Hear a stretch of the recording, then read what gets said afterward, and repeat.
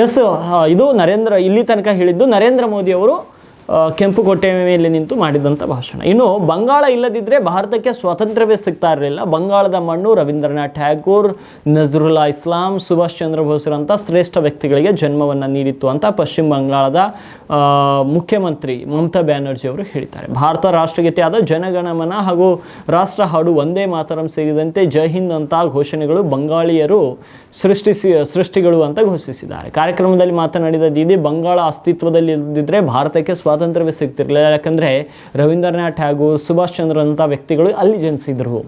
ಮುಂದೆ ಅವರು ದೇಶದ ಭವಿಷ್ಯವನ್ನು ರೂಪಿಸುವಲ್ಲಿ ಗಣನೀಯ ಕೊಡುಗೆಯನ್ನು ನೀಡಿದ್ದಾರೆ. ಹಾಗಾಗಿ ಬಂಗಾಳವು ವಿವಿಧತೆಯಲ್ಲಿ ಏಕತೆಯನ್ನು ಸಂಕೇತಿಸುವ ಭರವಸೆಯ ಕಿರಣವಾಗಿದೆ ಅಂತ ಹೇಳ್ತಾರೆ. ಮುಂದುವರೆದು, ಬಂಗಾಳದ ವಿದ್ಯಾರ್ಥಿಗಳಿಗೆ ಉನ್ನತ ಶಿಕ್ಷಣದಲ್ಲಿ ವಿದ್ಯಾರ್ಥಿ ವೇತನವನ್ನು ನಿರ್ಬಂಧಿಸುತ್ತಿದ್ದಾರೆ ಅಂತ ಕೇಂದ್ರವನ್ನು ಟೀಕಿಸಿದ ದೀದಿ, UGC ಅಂದರೆ ವಿಶ್ವವಿದ್ಯಾಲಯ ಅನುದಾನ ಆಯೋಗ ಸಂಶೋಧನಾ ಚಟುವಟಿಕೆಗಳಿಗೆ ಹಣವನ್ನು ನೀಡುವುದನ್ನು ಬಹುತೇಕ ನಿಲ್ಲಿಸಿದೆ. ರಾಜ್ಯ ಸರ್ಕಾರ ಈಗ ಆ ಶೈಕ್ಷಣಿಕ ಚಟುವಟಿಕೆಗಳನ್ನು ಪ್ರಯೋಜಿಸುತ್ತಿದೆ ಅಂತ ಅವರು ಹೇಳಿದ್ದಾರೆ. ಇಂಗ್ಲಿಷ್ ಸೇರಿದಂತೆ ಹಲವು ಭಾಷೆಗಳನ್ನು ಕಲಿಯುವ ಅವಶ್ಯಕತೆ ಇದೆ, ಆದರೆ ಮಾತೃಭಾಷೆಯನ್ನು ಮರೆಯಬಾರದು ಅಂತ ಬ್ಯಾನರ್ಜಿ ತಿಳಿಸಿದ್ದಾರೆ. ಇನ್ನು ದೇಶದ ಹೆಚ್ಚಿನ ಸ್ವಾತಂತ್ರ್ಯ ಹೋರಾಟಗಾರರು ಬಂಗಾಳದವರು ಅಂತ ಮುಖ್ಯಮಂತ್ರಿ ಫೋರ್ಟ್ ಬ್ಲೇರ್ನಲ್ಲಿರುವಂಥ ಸೆಲ್ಯುಲಾರ್ ಜೈಲಿನಲ್ಲಿರುವ ಸುಮಾರು 70% ಕೈದಿಗಳು ಬಂಗಾಳಿಗಳಾಗಿದ್ದರು. ಇದಾದ ನಂತರ ಪಂಜಾಬ್ನವರು ಹೆಚ್ಚಿನವರಾಗಿದ್ದರು ಅಂತ ಅವ್ರು ಹೇಳ್ತಾರೆ. ಇನ್ನು ಸ್ವಾತಂತ್ರ್ಯ ದಿನವಾದ ಇಂದು ಸಂಕುಚಿತ ಮನೋಭಾವನೆ ಮತ್ತು ವಿಭಜಕತ ಆಲೋಚನೆಯನ್ನು ತ್ಯಜಿಸುವಂತೆ ನಾನು ಎಲ್ಲರನ್ನು ಒತ್ತಾಯಿಸಿದೆ. ಅದರಂತೆ ಬಂಗಾಳವು ವೈವಿಧ್ಯತೆಯ ನಡುವೆ ಸಾಮರಸ್ಯ ಮತ್ತು ಏಕತೆಯ ಸಂಕೇತವಾಗಿದ್ದು ನಾವು ಬಲಿಷ್ಠರು ಮತ್ತು ಒಗ್ಗಟ್ಟಿನಿಂದ ಇದ್ದೇವೆ ಅಂತ ಹೇಳ್ತಾರೆ.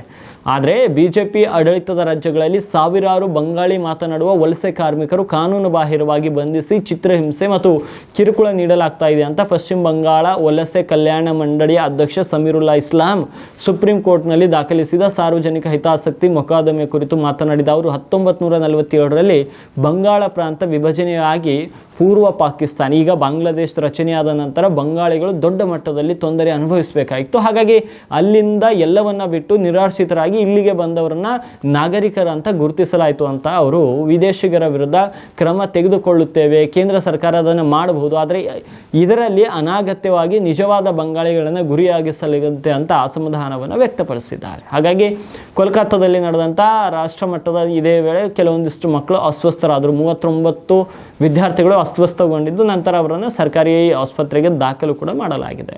ಅಂದರೆ ಮಮತಾ ಬ್ಯಾನರ್ಜಿ ಅವರು ಹೇಳೋದು ಹೇಗಿದೆ ಅಂದರೆ, ಏನೋ ಒಂದು ಕಡೆ ಹೊರಗಿನವರು ಒಳಗಿನವರು ಅನ್ನೋಕ್ಕಿಂತನೂ ಅವರು ಬಂಗಾಳದವರು ಮೊದಲು ನಮ್ಮ ಭಾರತದ ಭಾಗವಾಗಿತ್ತು ಮತ್ತು ಎಷ್ಟೋ ಸ್ವಾತಂತ್ರ್ಯ ಹೋರಾಟಗಾರರು ಅಲ್ಲಿಂದಲೇ ಇದ್ದರು ಅನ್ನೋ ಮಾತನ್ನು ಅವರು ಹೇಳಿರುವಂಥದ್ದು.